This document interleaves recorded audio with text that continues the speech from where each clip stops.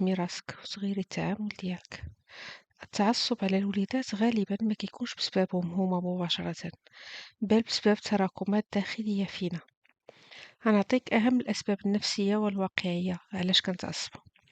أولا الإجهاد وضغوط الحياة، burn out. من اللي كيكون الراس عامر بالمشاكل ديال الخدمة، المصاريف أو التفكير في المستقبل، كتولي العتبة أو الحد ديال الصبر عندنا هابط بزاف. أي حركة بسيطة من الدري، مثلا غير يكب كاس ديال الماء، كتكون هي النقطة اللي فيضات الكاس.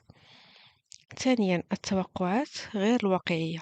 بزاف ديال الآباء كيتوقعوا من طفل عنده 3 سنين 4 سنين يتصرف بحال راجل كبير ولا يسمع الهضرة من المرة الأولى. من الطفل كيتصرف كطفل، كيغوت كينقز كيعاند، كنفهموها حنا كقلة احترام أو فشل في التربية. وهذا التفسير الغلط هو اللي